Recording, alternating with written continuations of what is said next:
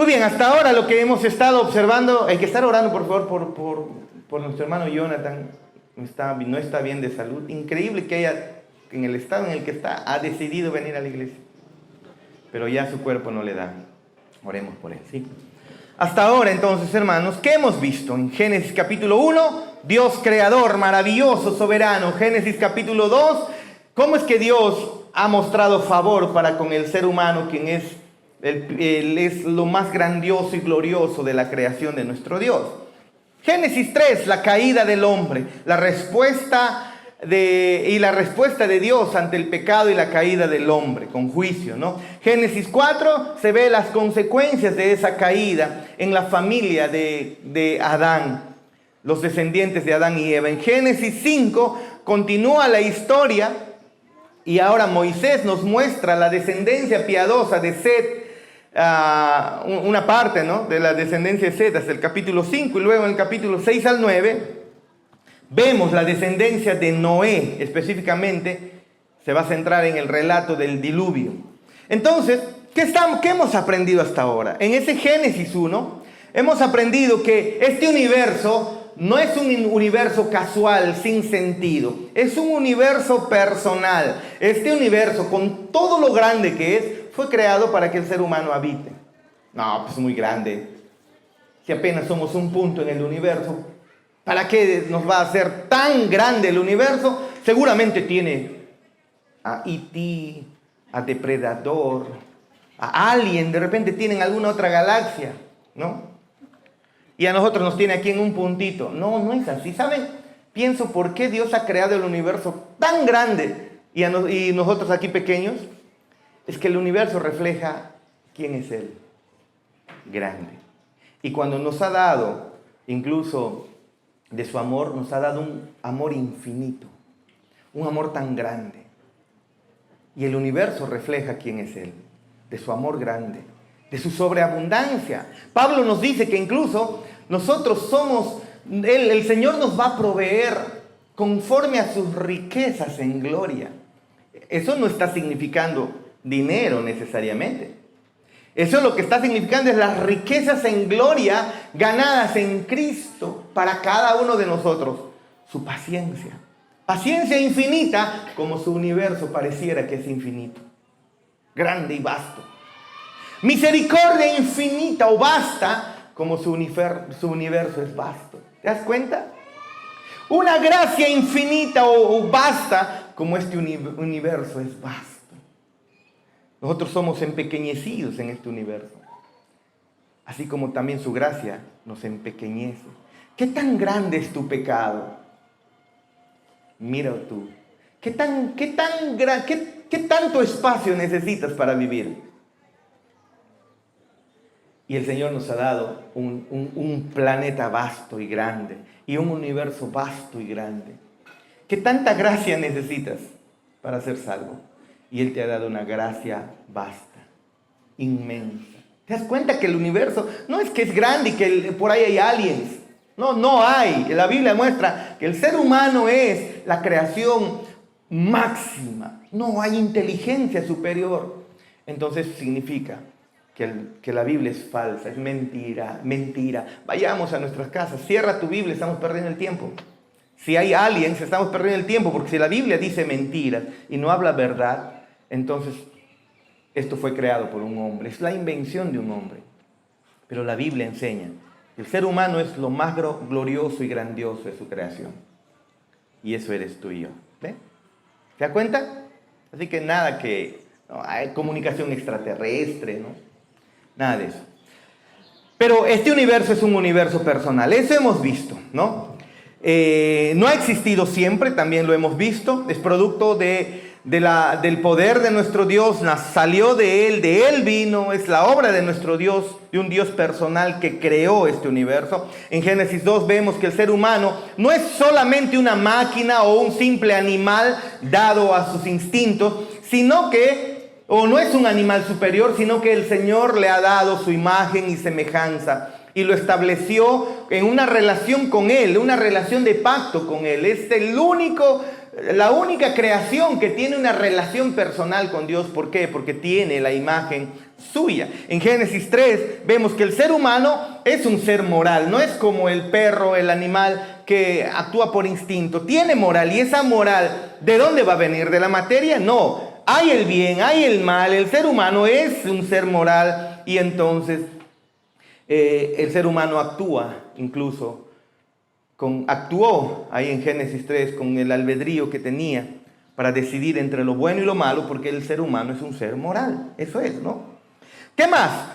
Avanzamos en el capítulo 4 y entonces el pecado no solamente es algo externo que se manifiesta hacia afuera. El pecado es algo que está interno, en la actitud interior, al ver cómo Caín ofrece un sacrificio, Abel ofrece un sacrificio, pero Caín, a pesar que ofrece su ofrenda, a pesar que Caín ofrece una ofrenda y pareciera que está teniendo una devoción a Dios, la intención del corazón es lo que el Señor ve muchísimo. Y Caín muestra entonces que sus acciones internas al final se van a ver reflejadas en sus acciones externas. Y así es el ser humano. En Génesis capítulo 6 vemos que este universo, pues es un universo moral. Y que el Señor, tú no lo vas a engañar al Señor. Él va a traer juicio, y trae juicio cuando hay rebelión. Trae juicio en contra de la inmoralidad. Y eso es lo que eso es lo que se ve desde Génesis 6 al 9. Y ahora que llegamos a Génesis capítulo 8, lo que vamos a ver en estos primeros versículos, bueno, la semana pasada o antepasada hemos estado viendo ese diluvio. Se relató las primeras etapas los primeros días de ese diluvio. Y entonces veamos lo que el Señor nos muestra ahora a través de su palabra. Génesis 8 del 1 al 22, pero solamente expondremos hasta el versículo 14. ¿Sí? Y se acordó Dios de Noé y de todos los animales y de todas las bestias que estaban con él en el arca. E hizo pasar Dios un viento sobre la tierra y disminuyeron las aguas, y se cerraron las fuentes del abismo y las cataratas de los cielos, y la lluvia de los cielos fue detenida.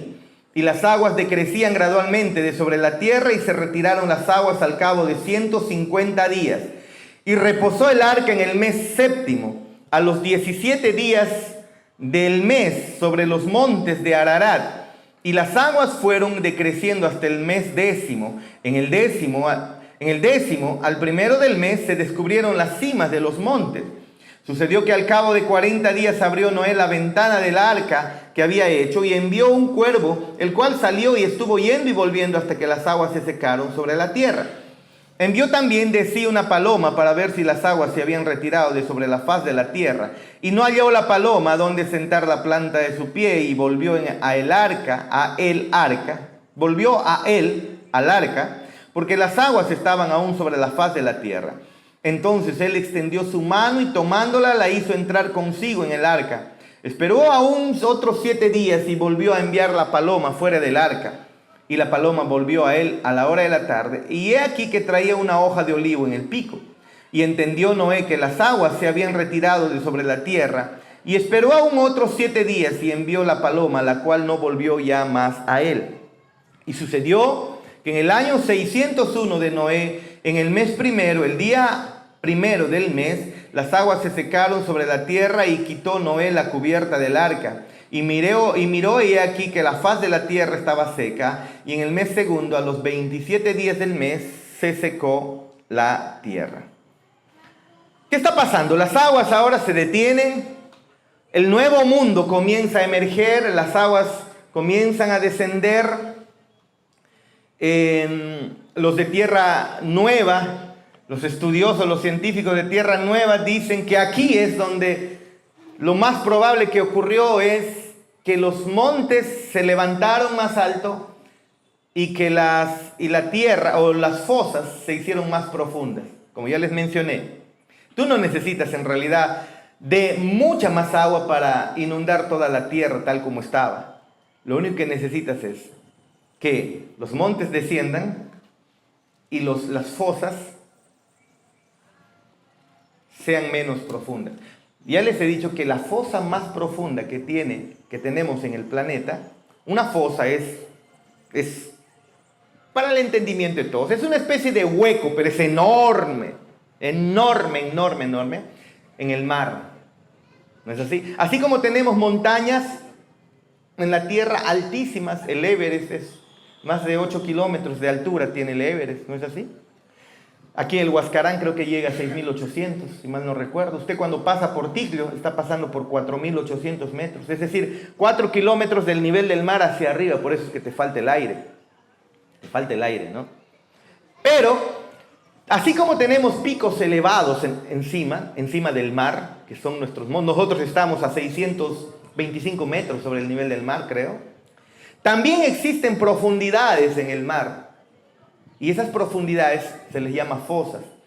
Y la más profunda es la fosa de las Marianas, que tiene como 11 kilómetros. Es decir, el Everest tiene 8 kilómetros de alto, pero la fosa más profunda tiene más de 11 kilómetros de profundidad.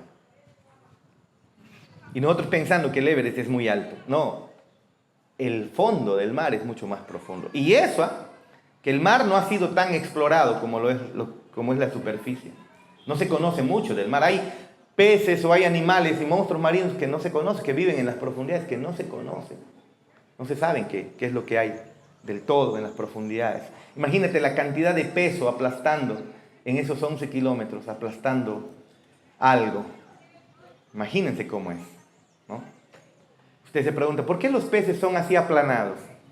Y encima andan así, se mueven de costado. La gran mayoría son peces aplanados de costado. ¿Por qué? Por la presión del agua, pues. Si tú te metes al agua, te lanzas, en la alcantarilla me gustaba hacer eso antes, pero cuando te lanzas al agua y buceas y sales de un punto al otro y te metes a lo profundo, tú sientes que todo se te aprieta. El agua te aprieta, ejerce una presión tal. Y eso es solamente a unos 2-3 metros de altura, de profundidad. Imagínate tú, 11 kilómetros de profundidad. Bueno, los de Tierra Nueva creemos que lo único que se necesita es que las fosas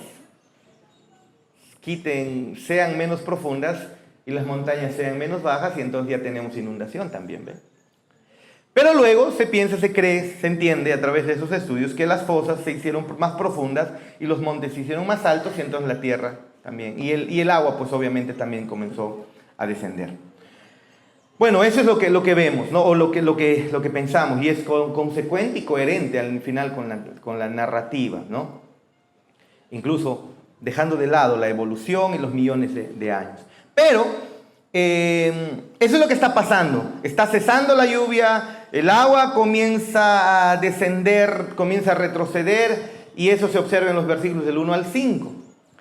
Luego, Noé va a buscar señales de tierra habitable, va a anhelar salir del arca. Imagínense cuánto tiempo con animales, cuánto tiempo con tus hijos y sus mujeres en un solo lugar.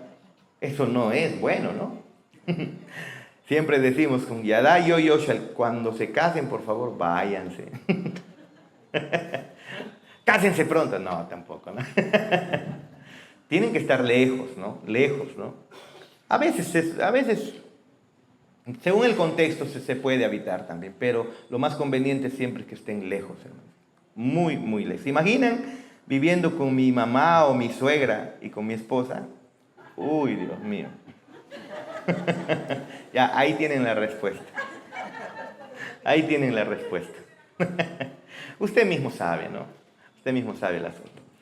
Pero es difícil. Pero ¿te imaginas acá Noé con toda su familia, su esposa y sus hijos y sus mujeres? Y encima el olor de todos los animales que están metidos ahí en esta especie de ataúd ahí inmenso en el que están puestos. Bueno, Noé entonces busca señales de tierra habitable. Noé va a buscar salir del arca. Eso se ve del versículo 6 al 14. Luego, más adelante, del versículo 15 al 19, se le otorga a Noé una misión de una especie de misión creadora otra vez. Como una especie de Adán es ahora Noé, después del diluvio. Dios le da una nueva misión. Tal como se lo da a Adán en el jardín, también se lo da a Noé. Le da la misión de entrar al mundo después de ese juicio, y eso se ve en versículos del 15 al 19. Y por último, también vemos cómo es que Noé es agradecido con Dios, Noé adora a Dios mediante el sacrificio del versículo 20 al 22. Y entonces eso abarcaremos la próxima semana. Pero lo primero del versículo 1 al 5 es que aprendemos algo fundamental acá. Miren, ustedes observen las palabras con las que inicia el texto en el versículo 8. ¿Qué dice? ¿Qué dice? Lean por favor. Génesis capítulo 8, hermanos. ¿Se acuerdan que yo les dije que lean Génesis? Ya, supongamos que no has leído Génesis, al menos ahora léelo, por favor. Génesis 8. ¿Cómo comienza, por favor, la palabra de Dios? ¿Qué dice? Y se acordó Dios de Noé. Esto suena a Jarvis, ¿no? Para olvidando y de tiempo en tiempo se acuerda tarde. Esta semana la hermana María ha vivido mi memoria frágil, mi memoria a corto plazo frágil, ¿no? Ella me pide, no te olvides traer el poncho de tu esposa. Ya. Nos vemos, poncho, no hay poncho. Ya, lo apunto, hermano, lo apunto, con alarma incluso. Nos encontramos sin nada, no hay poncho. No es Dios así, que es un olvidadizo y entonces, ay, ¿dónde ha estado Noé? ¿Por dónde se habrá metido? ¡Ay, Noé! No es como Jarvis, ¿eh? Pero el texto nos dice eso, ¿ves? Se acordó Dios de Noé. Es que el problema es que cuando no entendemos el contexto del pueblo judío, el pueblo hebreo, perdón, ahí todavía no había judíos, el pueblo hebreo, o estos pueblos semíticos, antiguos, muy antiguos, entonces vamos a tener interpretaciones así a priori o rápidas, muy equivocadas. Pero aquí no significa que él se había olvidado. Pero claramente dice el texto, y se acordó Dios de Noé. Ahora, retrocede un versículo atrás, en Génesis 7, el último versículo antes de entrar acá. ¿Qué dice? Y prevalecieron las aguas sobre la tierra 150 días. Y luego dice, y se acordó Dios de Noé. El mundo de Adán se había extinguido completamente. Ya no habían descendientes de Adán, excepto 7 personas descendientes de un octavo, el patriarca, un justo, un recto, ¿no? Recuerda eso, ese es evangelio, ¿no es así? Toda la civilización se había extinguido, excepto la familia de Noé. Todos los demás habían sido juzgados, todos los demás habían sido destruidos por las aguas del diluvio. Pero Dios se acordó de Noé. ¿Te das cuenta de eso?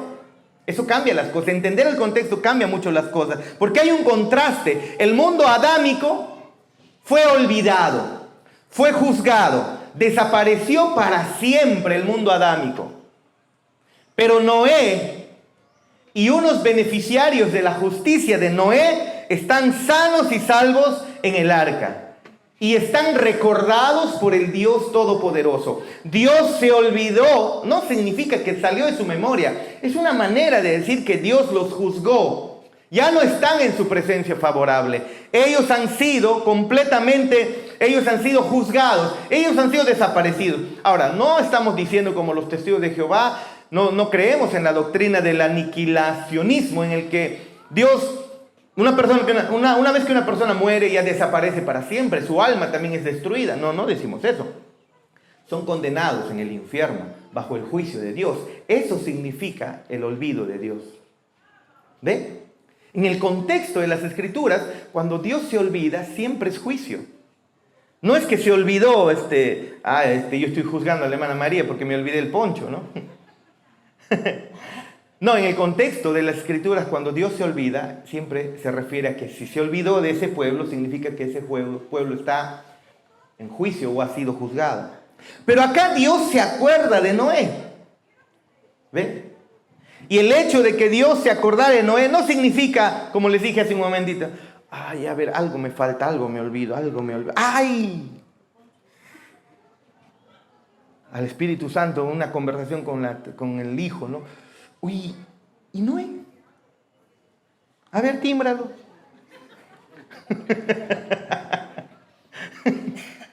A ver, timbra, Noé. ¿Dónde está? No me acuerdo. No fue así. No fue así. No se trata de un acto de memoria o de recordar después de algo que se ha olvidado, sino que es un acto de gracia.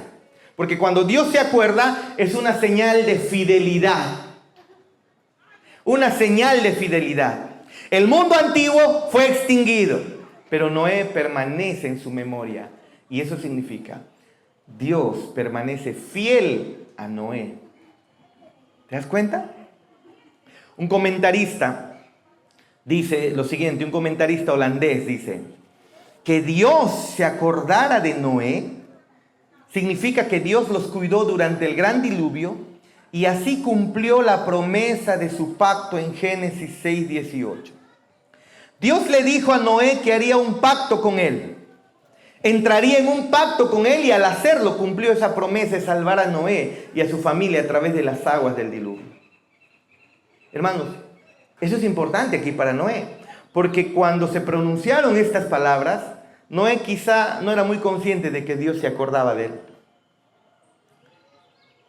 O cuando está ocurriendo, miren ustedes, está metida en un cofre o en una especie de ataúd gigante, inmenso, con animales.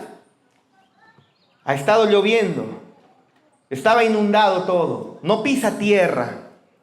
Y entonces ahí en medio de esta tribulación que acaba de pasar, porque date cuenta, un diluvio obviamente es una tribulación para Noé. Aunque él está a salvo, no está libre del movimiento, no está libre al final de esa tribulación, si se dan cuenta. Entonces, Noé seguramente en medio del encierro estaría pensando, porque yo lo hubiera hecho tal vez, y seguramente tú también, ¿será que Dios se olvidó? ¿Será que no me toma en cuenta? Tal vez las oraciones de Noé, Señor, ya, abre, Señor, queremos salir, ayúdanos. Y no, 40 días, un mes, 2 meses, 3 meses, 4 meses, y Noé está sufriendo todo esto aquí.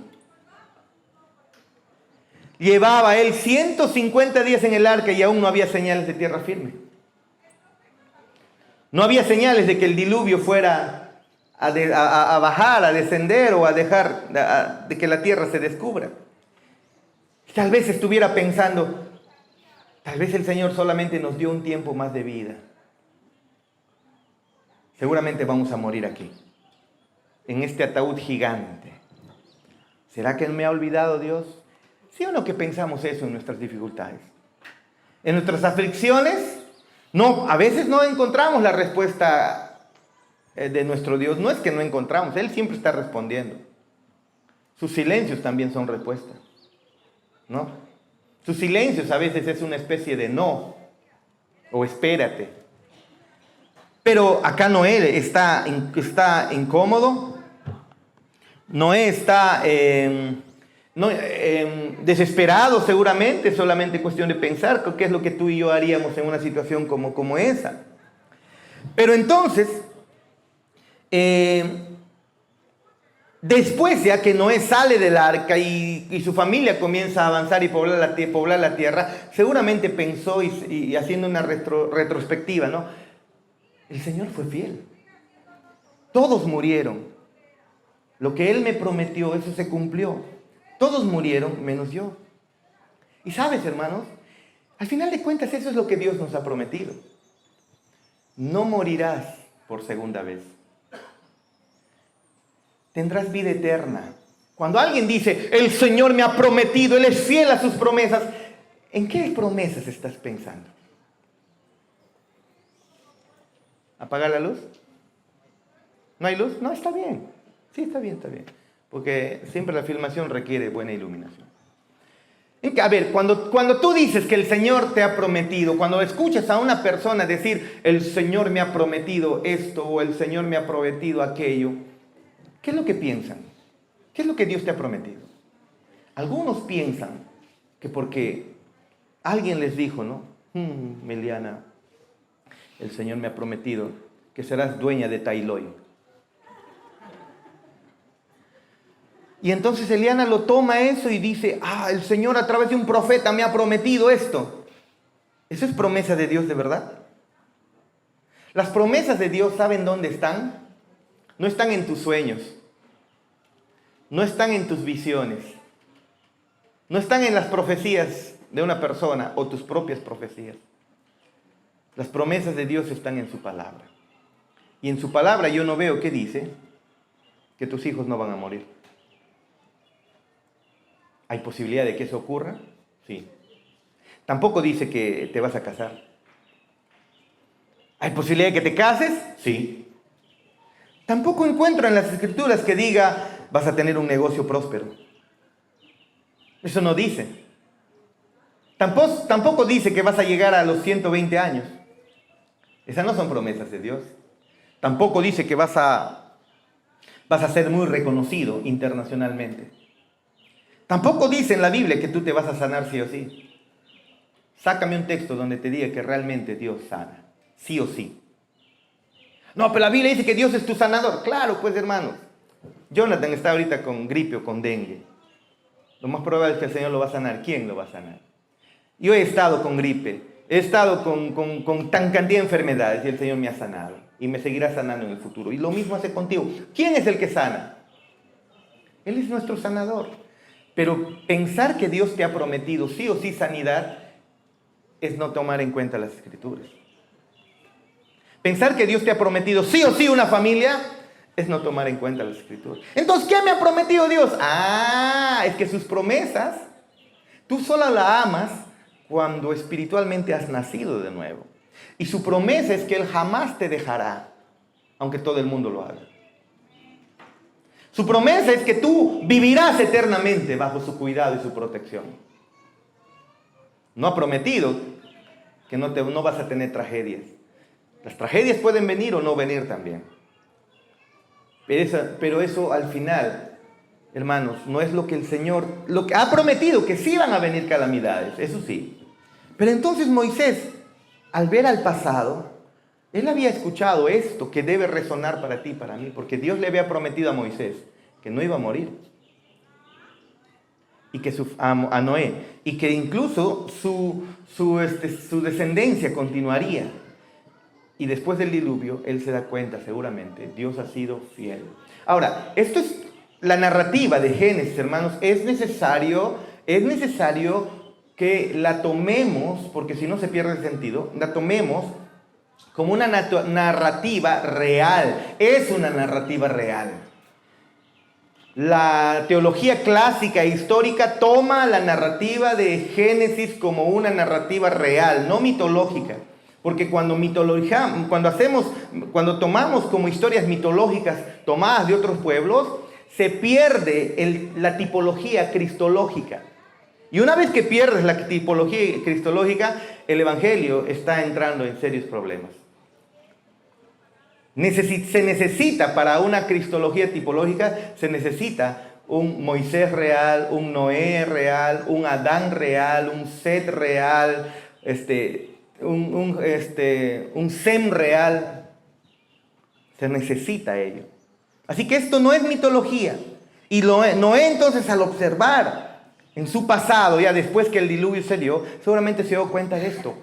Dios me prometió vida y vida para mi familia, vida para los míos. Pero Noé también es un tipo de Cristo. Dios le prometió a Cristo que todos los que estuvieran en Él serían justificados con la misma justicia que Él tiene y serían salvos para siempre. ¿Se dan cuenta? Eso somos tú y yo. De eso tiene que ver aquí. Eso es lo que tiene que ver aquí. Entonces, mientras Noé estaba ahí en el arca, obviamente se estaba poniendo a prueba la fe de Noé. En el primer versículo aquí del capítulo 8 también nos registra las segundas causas que Dios usó para retirar el diluvio de la tierra. Miren ustedes, del versículo 1, ¿no? Dios envió un viento para retirar el agua de la tierra. Dios hizo pasar un viento sobre la tierra, dice, ¿no? Ahora, vean ustedes, en Génesis nosotros encontramos que también al principio, sobre la faz de las aguas, inmensas aguas que había en la tierra, sobre esa faz de las aguas, versículo 2, Génesis 1, versículo 2 creo, ¿no? El Espíritu de Dios se movía sobre la faz. Y luego comienza Dios a separar las aguas de la tierra. Algo interesante, algo semejante está ocurriendo aquí. Dios hace pasar un viento sobre la tierra, y entonces las aguas que estaban inundando, al final comienzan a retroceder. Ahora, Moisés, quien escribió Génesis, escuchen por favor, no decimos que Moisés haya escrito la totalidad del Pentateuco. No decimos eso. Decir eso es ir en contra de la lógica y la razón. Pero Moisés escribió sustancialmente el Pentateuco. Hay porciones del Pentateuco, como el caso de la muerte del mismo Moisés, que obviamente Moisés no lo escribió, pues. Esto fue adiciones, fue adicionado, fue escrito por alguien más, inspirado por nuestro Dios y escrito por alguien más. Pero esas pequeñas adiciones no quitan lo sustancial. Por eso decimos que Moisés escribió el Pentateuco. Y el mismo Jesús entiende eso, nuestro Señor Jesús, y atribuye la ley a Moisés completamente. No creemos nosotros, después de la crítica, hay una crítica de la teología moderna que piensa que el Pentateuco, y especialmente, claro, el Pentateuco, incluso todo el Antiguo Testamento, fue una recopilación de documentos que nunca se encontraron, que nunca han encontrado, pero que ellos suponen que hay. Documento J de los judíos, documento E del pueblo de Israel cuando estaban en el exilio, si mal no recuerdo, junto a J, un documento D de la época del Deuteronomio, un documento no sé, JDEP, creo, del tiempo de los profetas. Y entonces nunca han encontrado esos documentos. Ellos piensan y dicen que entonces se ha recopilado a través de la historia, historias de los pueblos lejanos, de los pueblos cercanos del pueblo de Israel, y entonces se formó el canon que nosotros tenemos. No, no es así, solamente son especulaciones. No es cierto. Pero, hermanos, Moisés seguramente está tomando en cuenta aquí esto cuando habla acerca de que hizo el Señor pasar un viento sobre la tierra. Seguramente debe estar recordando también al escribir cuando los hijos de Israel van a cruzar el Mar Rojo. ¿Se acuerdan? ¿Y qué es lo que pasó cuando Moisés lleva al pueblo al desierto y están ahí frente al Mar Rojo para cruzar? ¿Qué sucedió en ese momento? Un viento del este, dice, toda la noche, y separó las aguas y ellos cruzaron en seco. Tal vez aquí Moisés tiene en mente esto y lo vuelve a usar. ¿Se dan cuenta? Mostrando la intervención divina de nuestro Dios para estos momentos. Entonces, también se nos dice que las aguas superiores e inferiores que se habían unido durante ese juicio llamado diluvio comenzaron a cesar, ¿no? El brillo del sol seguramente, aunque no te dice, pero el brillo del sol también seguramente actuó para que las aguas comiencen a evaporarse. Es lo que ocurre. No, pastor, ¿cómo el sol va a evaporar tanta agua del mar? No, sí lo hace. ¿Por qué creen ustedes que se forman las lluvias?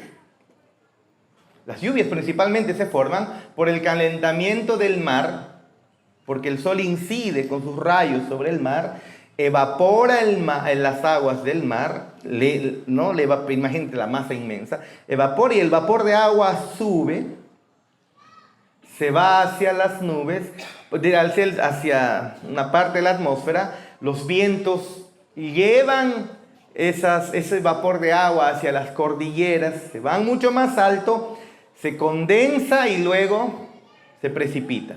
Eso es la lluvia, hermanos.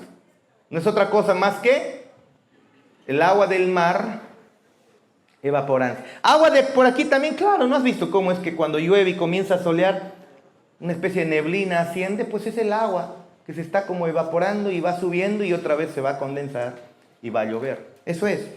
Seguramente el sol también cumplió un factor importante aquí para que las aguas decrezcan, ¿no? Y en el versículo 4 vemos que después de 200 días, Noé y su familia, que habían estado en el arca durante 200 días, ¿no? Ahora van a tocar tierra en la cordillera de Ararat. No es que están saliendo, pero ya el arca queda en las cordilleras de Ararat.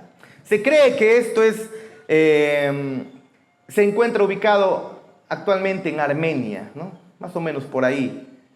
No una montaña específicamente, sino unas montañas. No se sabe exactamente el lugar exacto. Ahora, pero ¿qué enseñanzas, después que el arca toca tierra, qué enseñanzas nos deja estos primeros 5 versículos? Escuchen, por favor. Cuando el juicio de Dios llega, date cuenta, el diluvio es el juicio de Dios, pero date cuenta que el pueblo de Dios no es librado del juicio. ¿Te das cuenta de eso? El diluvio está anunciando el juicio final. Pero para este diluvio, tanto la humanidad que se va a perder como aquellos que se van a salvar están atravesando el juicio. ¿Te das cuenta? Así que cuando llegue el juicio final, cuando llegue el juicio, el pueblo de Dios no será librado de ese juicio, pero sí va a ser preservado. Esa es la diferencia. El pueblo de Dios también es juzgado, claro que sí, pero el pueblo de Dios es preservado como Noé y su familia.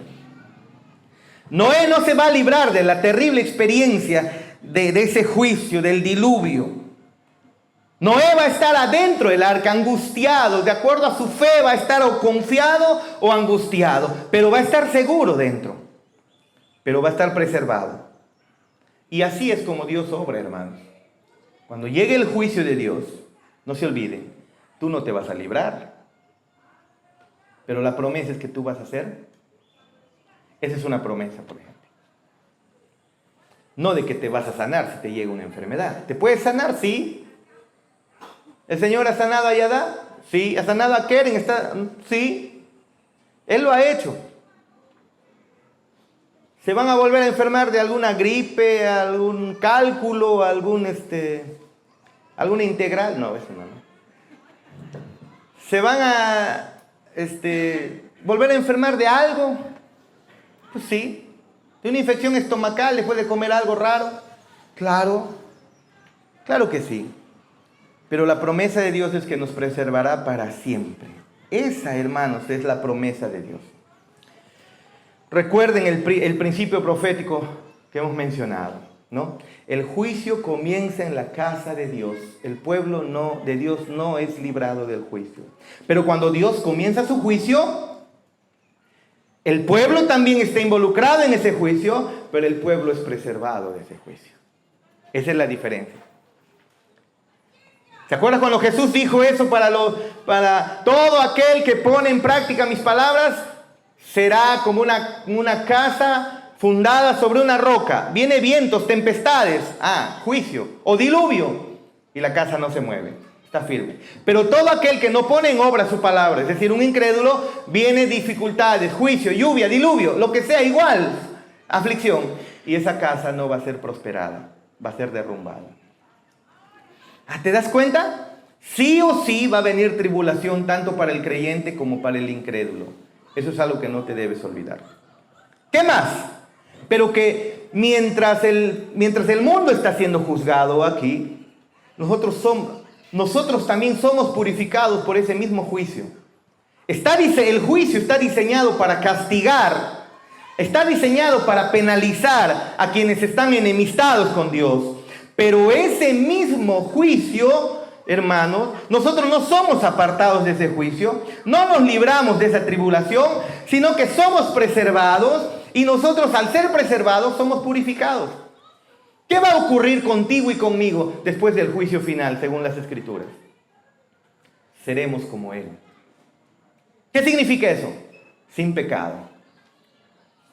¿Qué significa eso? Perfección, sin pecado. Seremos como Él. Seremos preservados, seremos purificados. El juicio, ese mismo juicio que Dios usa para condenar, es el mismo juicio que Dios usa para purificar. ¿Te das cuenta? Así funciona el Evangelio. El Evangelio es la proclamación del mensaje de salvación. Cuando se predica el Evangelio, la puerta del reino de los cielos se abre para que todo aquel que en él crea sea salvo. Pero a la misma vez, con la misma predicación, sin necesidad de cambiar el mensaje, la predicación también tiene un sentido condenatorio. Porque cuando no lo entiendes, no lo recibes, no lo aceptas, lo rechazas, la puerta del reino de los cielos se te cierra enfrente tuya. El mismo Evangelio salva y el mismo Evangelio condena. ¿Se dan cuenta? Pero lo hermoso que encontramos acá es que Noé es preservado. Fue recordado. La fidelidad de Dios estuvo con él. Nunca Dios lo perdió de vista. Ni siquiera en medio de su terrible juicio, Dios recordaba a Noé. Matthew Henry dice, este hermoso comentarista, dice, él también rechaza la idea documentaria, ¿no?, del origen del Pentateuco o de la Torah, o del Tanaj hebreo, que sea documentos compilatorios, ¿no? Él dice, quienes se acuerdan de Dios, ciertamente serán recordados por Él, por muy desolada que sea su condición. Interesante. Quienes se acuerdan de Dios, por eso las Escrituras dicen, acuérdate de tu Creador joven en los días de tu juventud. ¿Qué significa? Sí me acuerdo de Dios y continúas con tu vida. No, acuérdate significa pon en orden tu vida a la luz de lo que Dios es. Toma en cuenta, vive para Él. Y quienes se acuerdan de Dios, ciertamente serán recordados por Él, por muy desolada que sea su condición, dice Matthew Henry. Quienes se acuerdan de Dios serán recordados por Él. Detengámonos acá. ¿Te acuerdas de Dios? Sí, por eso he venido. ¿Dónde está tu mente? Si estás chateando y no tiene nada que ver con la iglesia, ¿dónde está tu corazón? ¿Dónde está tu mente? No, pastor, estoy controlando el audio. No, Freddy no tiene por qué hacerlo. ¿No? Freddy es el que tiene eso. Teo no está ahorita, así que solo Freddy. A Freddy no lo veo ahí. Si está tu mente en la novela, la película, el chico, la chica, hermanos, quienes se acuerdan de Dios significa que ponen a Dios en primer lugar sobre su vida, la ponen en primer lugar. ¿En qué punto estás ahora? Pero como Noé caminó justo y recto delante del Señor, nuestro Señor se acordó de él. Dice, una manera de decir que lo preserva del juicio, a pesar del juicio, lo preserva y le muestra su fidelidad. Acuérdate, joven, de tu Creador en los días de tu juventud. Antes que vengan los días malos y digas, no tengo en ellos contentamiento. Los que se acuerdan de Dios, me gusta esa frase de Matthew Henry, ciertamente serán recordados por Él. Y cuando Dios recuerda, es un símbolo de fidelidad. Aléjate de Dios, haz las cosas a tu manera. Ve en contra de sus mandamientos. ¿Y sabes qué? Todos aquellos que hacen eso, al final, lo único que les espera es el juicio de Dios. Dios se acordará de sus maldades también. Y eso significa destrucción. No seamos así, hermanos. Pongamos de pie.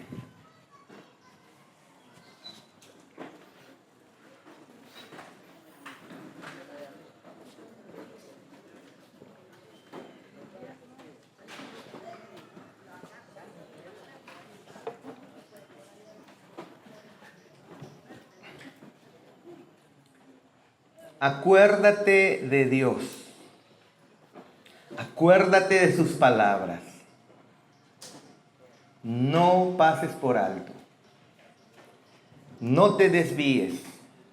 Tu corazón quiere hacer cosas contrarias a su voluntad, a su palabra. No lo hagas. Acuérdate de Dios. Porque Él se acuerda de los que se acuerdan de Él. No te olvides. Y eso en la práctica, hermanos, a pesar de que la salvación es lo más grandioso que Él nos ha dado, también el creyente sabe disfrutar. El Señor le da bendiciones, como una buena familia, como buenos hijos, como una buena estabilidad económica. Pero esos no son los motivos por los cuales le buscamos. Pero no te olvides, Dios sigue y siempre será fiel a la fidelidad también que el pueblo, esa fidelidad imperfecta que incluso el pueblo muestra. El Señor siempre sigue siendo fiel de manera perfecta con los suyos. No te olvides, quienes se acuerdan de Dios, ciertamente también serán recordados por Él. Y eso es bendición grande, mis hermanos. Anhélalo, deséalo. Acércate a Él, pide perdón por tus pecados. Deja aquello que te está atando al pecado, deja aquello que te está atando a no crecer espiritualmente. Camina, avanza, ponte en orden. Ponte en orden. No vaya a ser que el Señor se acuerde de tus maldades. Eso no quisiéramos.